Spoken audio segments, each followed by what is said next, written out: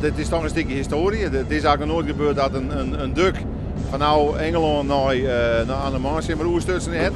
Ik denk dat we zo'n 50, 60 uren op zee binnen dan. En ja, het is een stukje geschiedenis en een hobby. Wij doen dit als een eerbetoon aan de mensen die het destijds echt voor ons dienen voor de vrijheid. Dit is een soort van levend monument, moet je maar zeggen. Er zijn al liefhebbers en er zijn al mensen die de Tweede Wereldoorlog de historie heel erg aanspreekt. En daar zeg ik in verdiepen. En daar ik een hele hoop dingen over hebben en hoe lezen en mee omgaan. En ja, het is een hobby. Het is een hele grote hobby. Deze hebben we wel speciaal geprepareerd, want anders dan roesten ze onder de kont vandaan vanzelf. Maar in de oorlog gaan ze er ook altijd mee in zee varen. Veel meer in zee dan in zwiert wetter. Nou, dit is wel uniek wat we nou weer doen. Dit is once in a lifetime, zeg maar.